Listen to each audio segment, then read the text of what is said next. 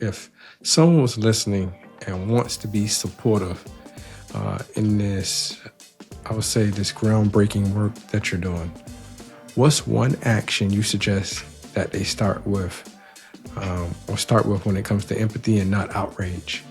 Well, I think that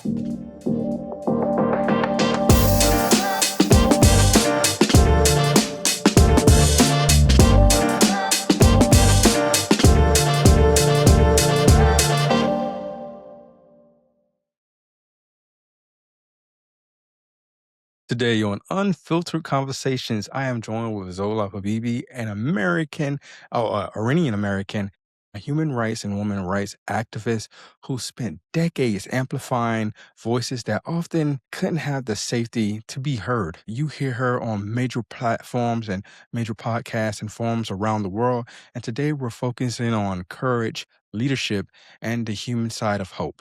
Hey, thank you so much for being here. This is a very important conversation. And Zola, thank you so much for being here. thank you for having me. First, allow me to greet those who are tuning in. It's a pleasure to be here and look forward to the conversation. Yeah.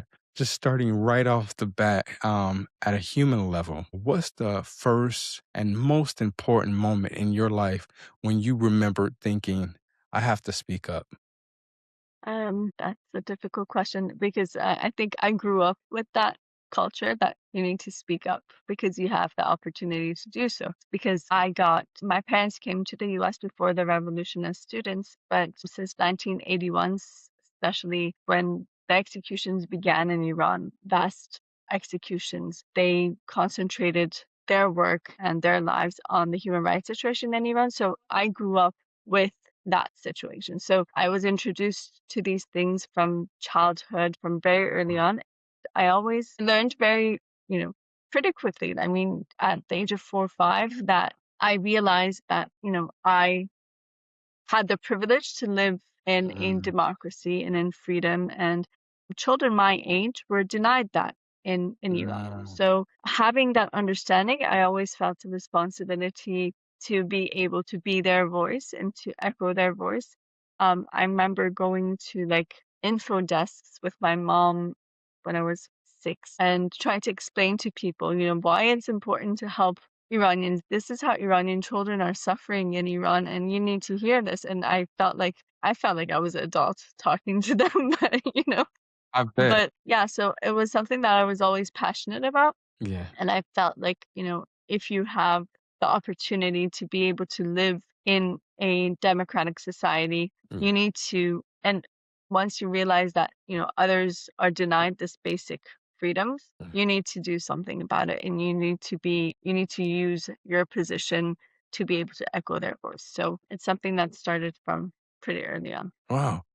Building on that, you telling us about your origins and your story, especially today, what do you find or what do you see most that you want people to feel before they try to analyze anything or any situation or kind of, especially with the political latitude that we see and climate we're in right now? I think it's one of the things that we see currently, especially due to the circumstances, due to how society works these days, it's very important to educate ourselves and inform ourselves about what is actually happening, what is the reasoning behind it, and to understand truly like what are the dynamics into play. Right now, like for instance, when it comes to Iran, there has a uprising broke out on December 28th, Yeah. 2025.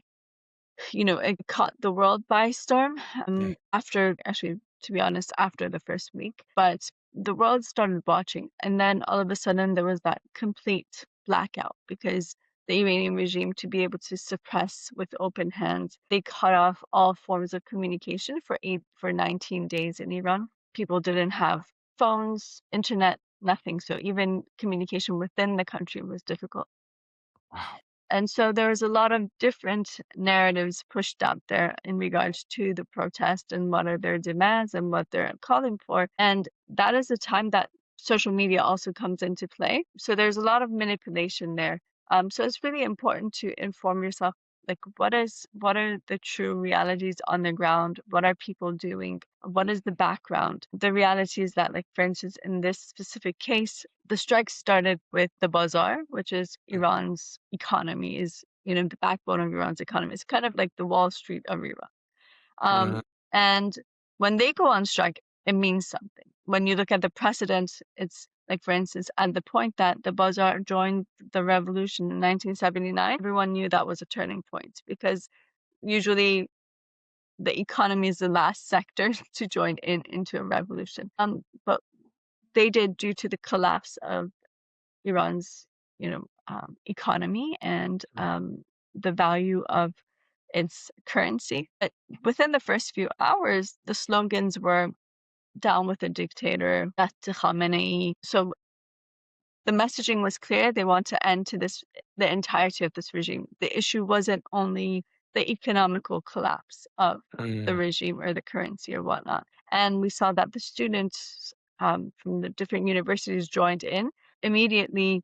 It it spanned the generations, but also like different walks of society and whatnot. There were a lot of, unfortunately, people who have interest when it comes to Iran. So they were trying to push their own narratives. narrative, Some who tried to say, the people are coming to the streets because they want to return to monarchy, which is not the case. Or there was those who said these protests are due to the economic crisis, which has been created due to the sanctions, and those who are promoting this protest or whatever, they want foreign intervention.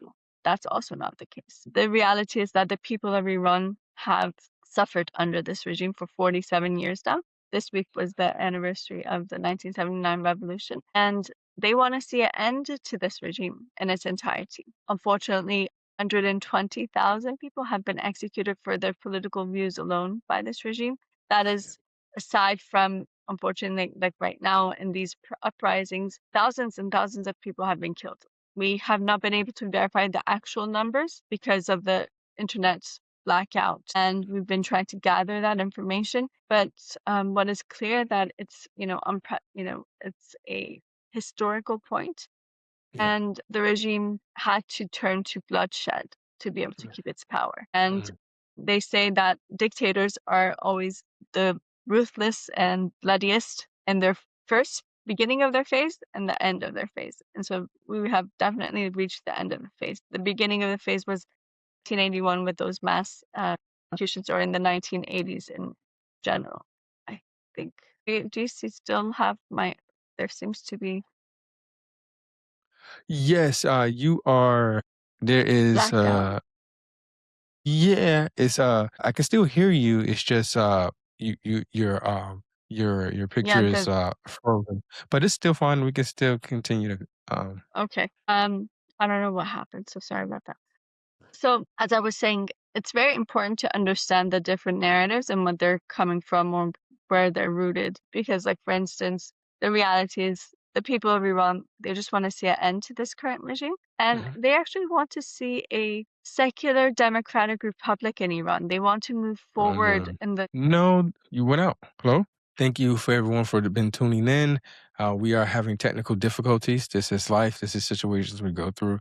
We're going to try to get the guests back on. But before we do, I just want to thank you guys for listening. This topic is very, very important, especially when we're talking about global economic change and as well as talking about regime change and different things of that nature. Just to have the conversation is a privilege. And I hope you continue to rock with us as we get our situations set up and get our guests back on. So thank you for your time. I appreciate you. so And I think I answered the previous question. yeah, 100%.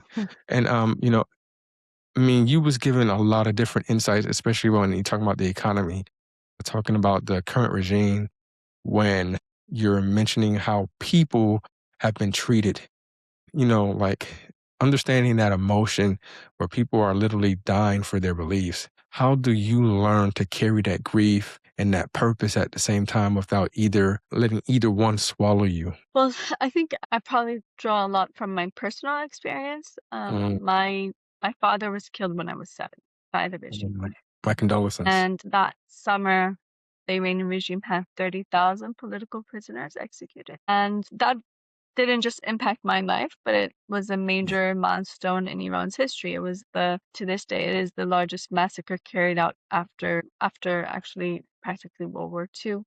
And so the impact it had on me, first of all, when I found out about it, I have a brother who's 4 years younger than me, so he was only 3 at the time. So my mom, told me that, we don't want him to find out, so you need to be strong Mhm. and not show it and not, Ah, for his sake. So I remember trying to come to terms with it within myself. And so I remember having like this thought process. And I told myself, you know what?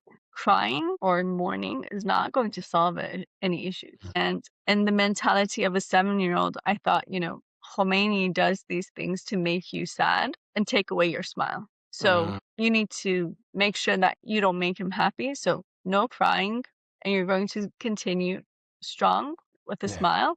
And, yeah, they, for a good cause, it was for the cause of freedom of Iran. So that just stuck with me, I guess, to turn everything to a form of resistance. And that is what we're seeing right uh, now coming from Iran. I don't know if you've seen the scenes of the mourning ceremonies or memorials that are being held in Iran for yeah, those who've been killed.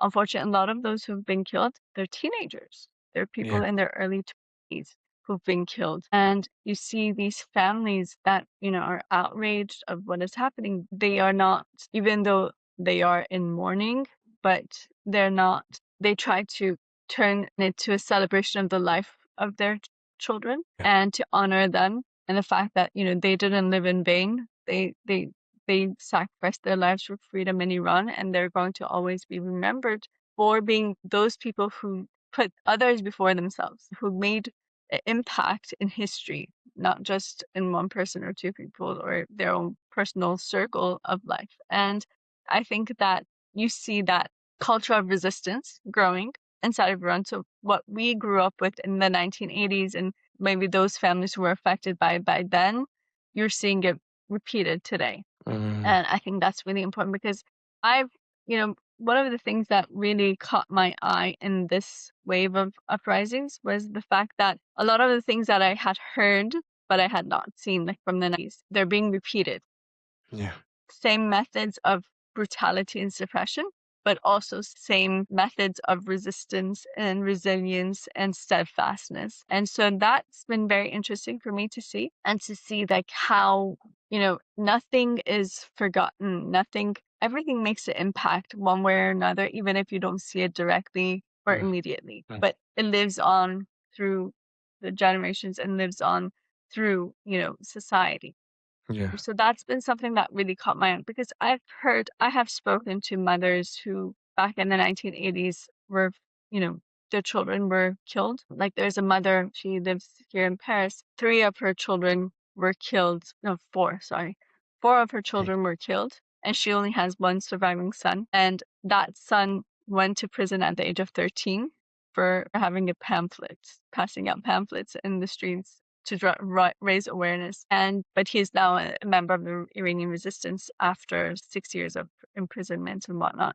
And this mother had to bury her own 2 of her own children by her own hands within 40 days. So the first one, he was killed the night before his wedding. So the mother turned the funeral into that wedding celebration. She wow, passed out sweets in her son's ceremony because he said, look, he died for what he believed in, and I am so proud of the life he lived. yeah, And for a mother, you have to understand that's a very, very difficult thing to do. um, But she I did couldn't that imagine. for 7 days. She continuously held, a celebration of his life. Yeah, And then 40 days later, they told her that her other son has been executed.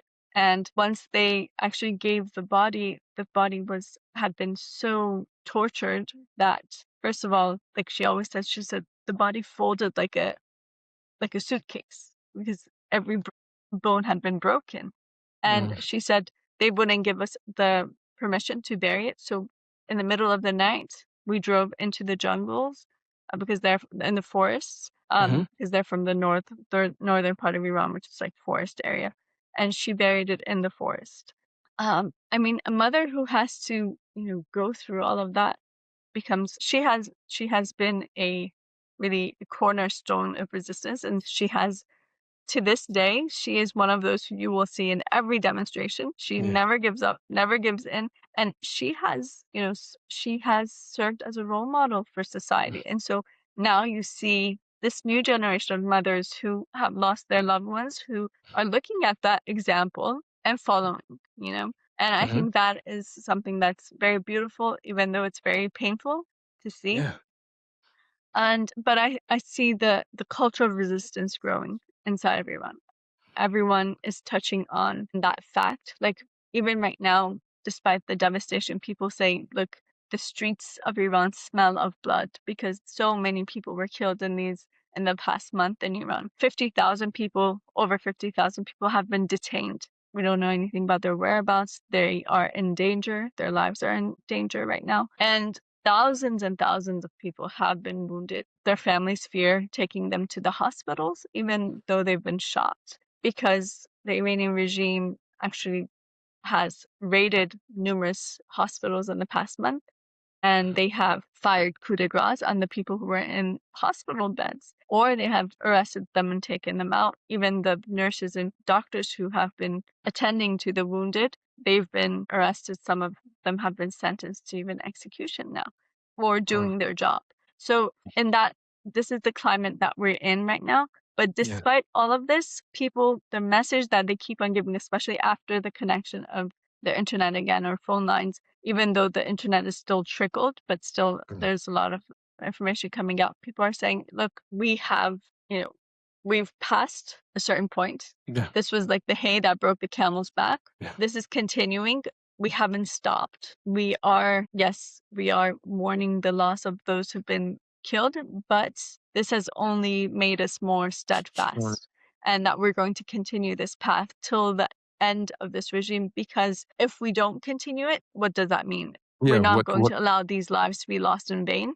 That Yeah. next time there's going to be another uprising, and then there will be another wave of suppression, and then that's it. No, we have to continue it until the dawn of freedom. And the No. reality is that the people of Iran know that no one's going to hand them freedom in a silver platter. You have to 100%. pay the price for that freedom. Also, because of our history, they're not looking for, foreign intervention or anything, because, I mean, we are where we are because of foreign intervention in Iran. Mhm. From 100 years ago, I mean, if you look, Reza Shah, he was brought in. He was just someone in the military of Iran, but he was brought in with a coup d'état by the British into power. And then when he wasn't serving those purposes anymore, he was taken out and taken into exile, to South Africa at the time, I believe. And then his son was brought in, and then we had very short time. We had the only democratic prime minister that Iran has had. It was Dr. Mossadegh, but he was taken out by the coup d'etat by the CIA and MI6 at the time. And, Mohammad Reza Pahlavi, the Shah, was, reinforced, and then he ruled with one party rule and the savak and execution and torture and whatnot. So the people revolted, and we had the 1979 revolution. The revolution was just people revolted against the Shah, but unfortunately, what was brought in was foreign intervention again, because at the time it was the Cold War, Mm. and the West decided that, well, clearly the Shah is on the verge of falling apart. So who's going to come next? So there's not a power vacuum because of the Cold War and Iran's geopolitical role in the region. It was very important to them, especially since Iran is bordering Russia currently, or USSR back then. And, well, they felt like maybe Khomeini is a good fit because he's a fundamentalist. Fundamentalists. I don't want to use the term religious figure because everything that he did was opposed to Islam, but he posed himself as a religious figure. And, you know, they brought him in because they were afraid that the revolutionary forces who had actually created the revolution, they didn't know where their alliances laid, and they were against, the fact that the role that the West had already played in Iran in supporting the previous dictators. So, unfortunately, that is where we are today. That this Mm. regime has had its reign of terror for 47 years on Iran. It is the number one state sponsor of terrorism too, and it's also the number one country in execution and torture. And I was actually looking at something a few months ago. I was working on a report, and I ran into a report from Amnesty International from 1976, I believe. At that time, Iran was still the number one country in execution and torture. And today, Iran is the number one country in execution and torture. So unfortunately, one dictator was replaced by another. The fact that this dictatorship was far worse because it was a religious theocracy, a religious fascism, doesn't whitewash the crimes of the previous dictatorship. And that is the message that, people are trying to give in Iran with their slogans. Like they have like a slogan that says, no crown, no turban, freedom and equality, or down with the oppressor, be it the Shah or the mullahs or whatnot. So they're trying to send that message to the world that, look, our choices are not limited to the current dictatorship and the previous dictatorship. We want to move forward to a secular democratic republic in Iran.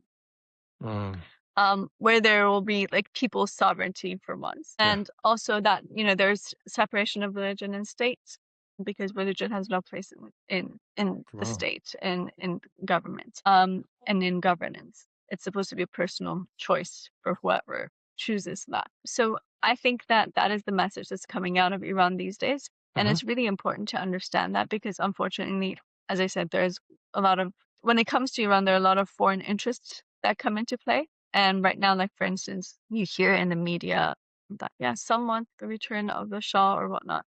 That is not the reality. I don't know where in history they've recycled their previous dictatorship for Iran to be the second. It's not going to happen, and that's not what the people of Iran want. So it's really important to hear those voices and to understand where they're coming from, why they oppose the return of monarchy to Iran. Because unfortunately, monarchy in Iran, especially the Pahlavi dynasty in Iran, they represent a puppet government in Iran that did everything in its power to keep, anything that they could to keep their power. We witnessed how, Reza Shah really killed many in the different ethnicities of Iran. And we witnessed how the Savak, the executions, the tortures under the Shah, that to this day they're unprecedented, many of them. And unfortunately, the mullahs picked up exactly where he left off with that. And right now, even as we speak, there's a trial actually in the US for one of the former heads of the Savak, who had been living a underground practically life or private life in the US, and that was just revealed back in the previous uprising in Iran in 2022. It came to light that, hey, this person is still alive and he's living in the US under a different, a pseudonym name. And so people who are still alive, who were victims of his torture, they've taken him to court now. And this is something that, as I said, it's not forgotten. And so it's very important to understand, like, for instance, because right now we are in the age of social media and whatnot. You might see on social media a lot of these images that they try to present, like a rosy image of Iran under the Shah. Look how free people were. Those images are not the reality of life, the same way that Instagram is not the reality of life. So it's really important for people to understand that context. Just imagine, like, in 40 something years, people will be like, yeah, Iran under the mullahs, they really strived. They had internet and they had social media or whatnot. It's the times. It has nothing to do with who is ruling. In fact, they've done everything that they could to stop that from having that effect. It's really important to understand the context of things and, what is behind it. Like, for instance, when we say there's a third option on Iran, you're not stuck choosing between war or appeasement. You don't only have two choices on the table. There's a third option, and that's supporting the Iranian people and their organized resistance to bring about change. And this is something that Mrs. Rajavi, the president-elect of the Iranian resistance, has reiterated for over 20 years, not just today, that the solution to Iran is supporting the Iranian people and their resistance to recognize their right of the Iranian people to resist in face of tyranny and to hold the regime accountable for the crimes that it's committing. So when people of Iran say, we want support, that's what they mean. They want a firm policy on Iran. They want to be, for the regime to be held accountable. They want their right to resist to be recognized. And they they also want, the reality is that unfortunately we have seen the positive appeasement for the past, from the inception of this regime till today, on whatever grounds. Sometimes it's out of, the Iranian regime has like hostage diplomacy. They use their terror methods or whatnot, and then some it's because of economic ties and whatnot. So no matter from which direction it's coming from, but it's the policy of appeasement and negotiating with this regime, who has been used as the bargaining chip at these negotiations. I mean, it's give and take, right? So Mm. what are the Western governments giving to this regime? First of all, they're extending its lifeline. The main bargaining chip used has always been the Iranian resistance, and it's been paid by the, from the pockets of the resistance and the Iranian people. And the people of Iran are the ones who are bearing the cost of that. So it's time to put an end to that and to actually stand with the Iranian people, not in just statements of condemnation, but in actuality. So Mm. that's really important. Wow. Thank you so much. That was lot of information, and just understand the complexities of, when you're talking about a country that has been in uncivil arrest for almost 5 decades plus. So it's like, geez Louise, it's a lot. With all that emotion, with all those situations, especially with the one you talked about with the young mother who had to bury her son days before her funeral, the day before his wedding, days before his wedding and stuff like that. And then I think what you said, a couple days later, had to bury her other son as well in the middle of the night. How does that teach you about courage? What does that teach you about courage? And that you haven't learned in a classroom or in a book? Actually, I think you learn about courage not through the classrooms in a book, but actually from these, you know, facts and from these people. I have had the privilege of Mhm, growing up with the Iranian resistance. So I have seen so many stories of courage and bravery and defiance. And that has really shaped who I am too in a lot of ways. I remember growing up, even like with my, growing up in, normal society with your friends, family, whatever. But I realized at one point that I don't have a lot of the glass ceilings that mhm, people around me do. mm, And that was interesting to me because you would think like, you know, growing up in the US, I mean, yeah, we came from like I was raised in like the DC area. It was a very diverse society. There are people from, I think in our school we had like people from like 56 different countries or something like that. So the motto of our school was unity through diversity. And yeah, but, you would think that wouldn't be the norm.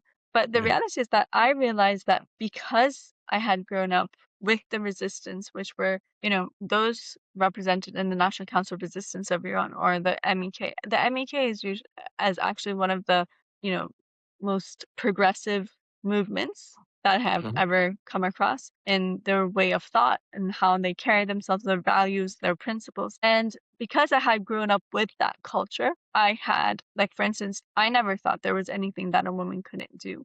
Because in front of me, I saw Mrs. Rajavi, who was the president-elect of this movement, and her motto was, "We can and we must." And she had made impossibles possible that are unprecedented in history.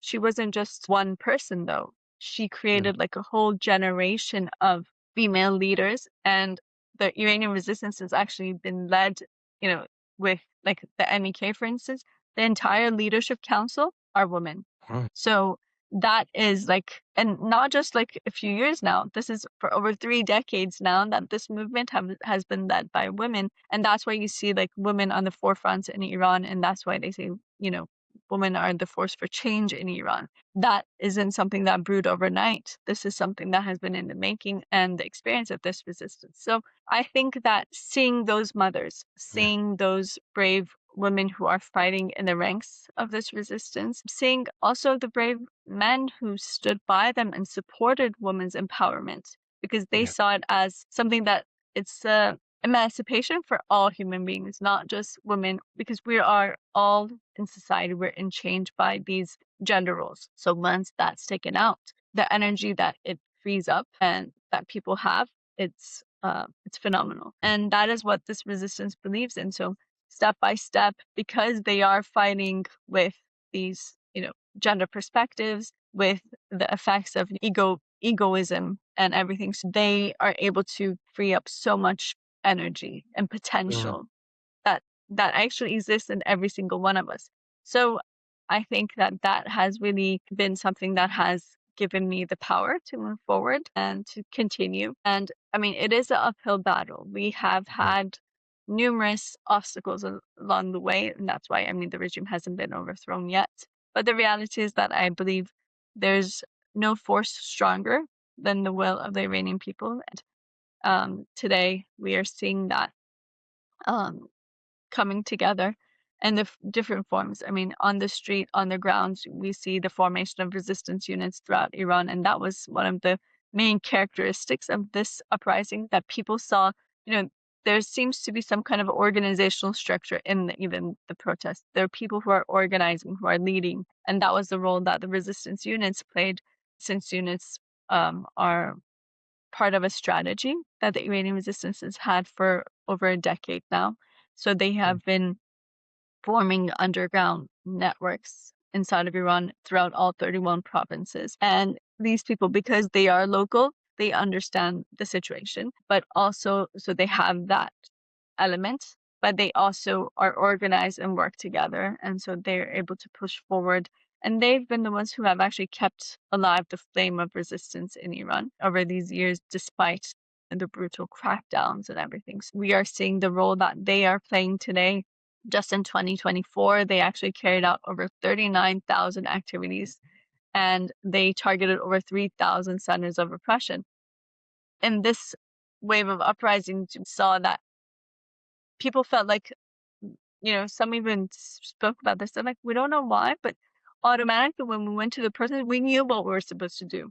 We knew that, mm, like, the methods, and that was the effect, that it's unconscious, but you've been seeing that in society for a while now. So you know automatically, oh, this is what I'm supposed to do in these times, or this is what we're supposed to use, or this is, it's important for us to be organized, stick together, support one another, because if they target us each individually, we're going to be killed and outnumbered. So it's really interesting to see that dynamic come into play and how it is being used, and the role, as I said, of the rebellious youth and the brave women of Iran who are standing in face of this regime and its brutalities. When you're talking about the women of Iran and different, I would say, resistant movements, right? How do you, and as you partner with the different resistant regimes and I would say organizations, right?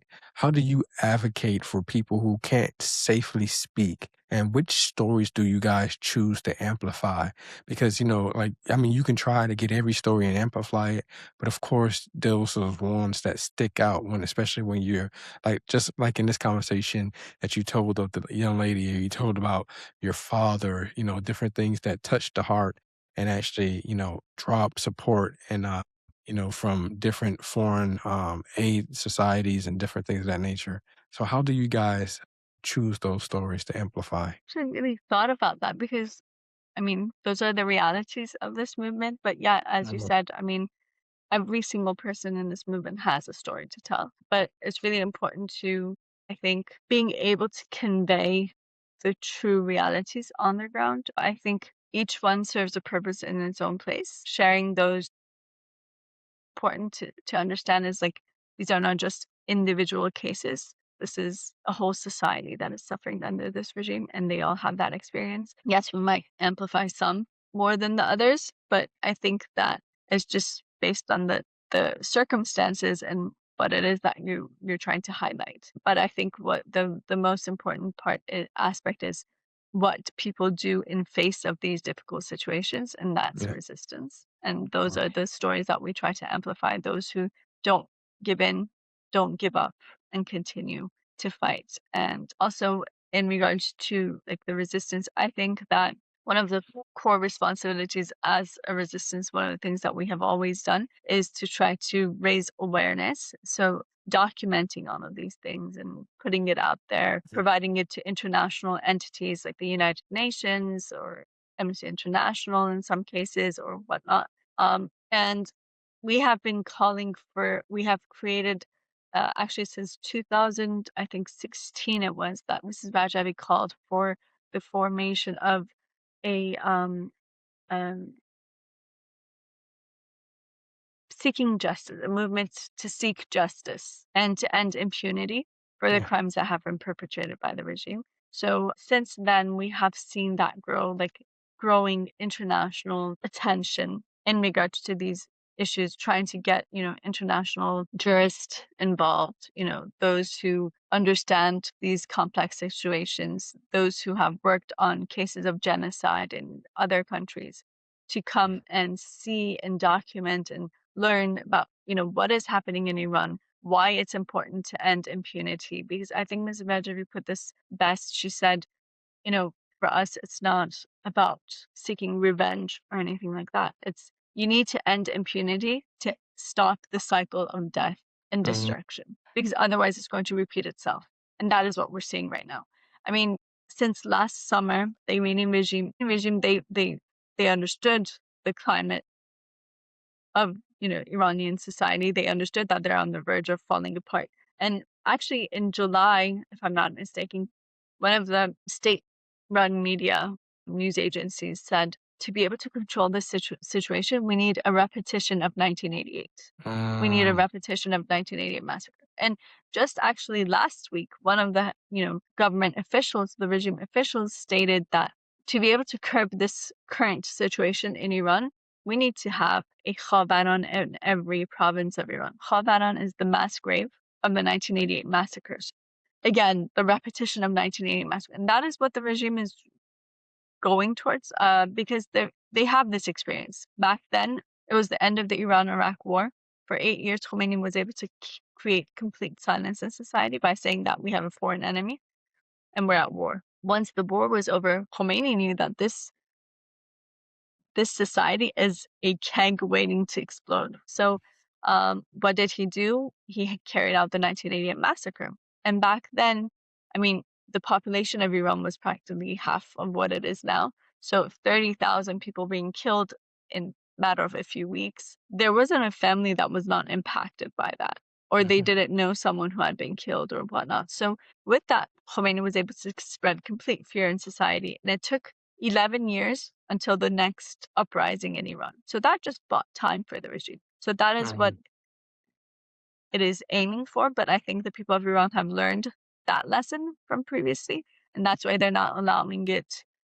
And that's why you see those messages coming from Iran that we're going to continue. We haven't stopped. It's just, maybe the formation has changed, or we are in a situation that we are, reorganizing and, reformatting everything, but this is not finished and we will continue. And I think that's really important, that message. Right. To bring this to a close and bring it home together, if someone was listening and wants to be supportive in this, I would say, this groundbreaking work that you're doing, what's one action you suggest that they start with when it comes to empathy and not outrage? Well, I think that, first of all, I think keep yourself informed. That's really Mhm. important. Raise awareness. To learn more about the Iranian resistance, you could go to ncr-iran.org, Mhm. or you could also visit Maryam Rajavi for change.com to learn more about her views and what she represents and the solution that she presents for Iran, because she is the president-elect of the Iranian resistance for the interim government. Um, but if you want to become more active and involved, if you are wherever you are in the world, actually, you could reach out to iranfreedom.org. If you are in the US, you could reach to oiac.org, which is the Organization of Iranian American Communities. They have chapters in over 40 different states, so they could probably connect you to a local chapter.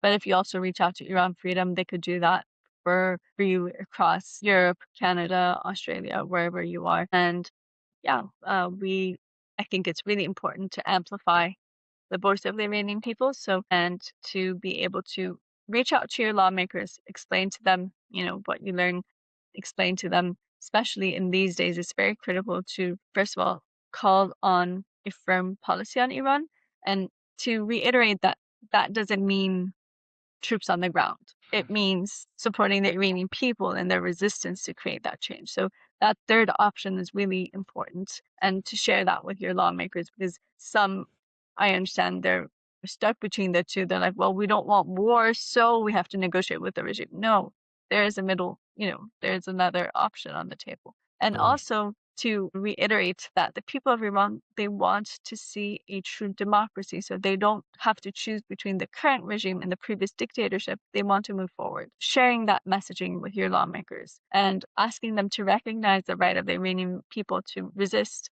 in face of tyranny. That's something that's extremely important in these days. heck yeah. Well, thank you so much for your time. I really, really appreciate you bringing awareness, especially to the Iranian government and then just Iran as a whole, the people and everything that's going on there. Thank you for your fight, continuing your fight. And I would love to just keep in touch with you if I can. Have a wonderful day for our viewers. As she said, stay in touch with all the social media links that I'm going to provide at the bottom. And really, for yourself, just get yourself informative and educated on the issues. Don't be afraid to get more understanding and actually know what's actually going on from an unbiased viewpoint. So thank you so much for your time. I appreciate you. Thank you very much. It was a pleasure to be with you.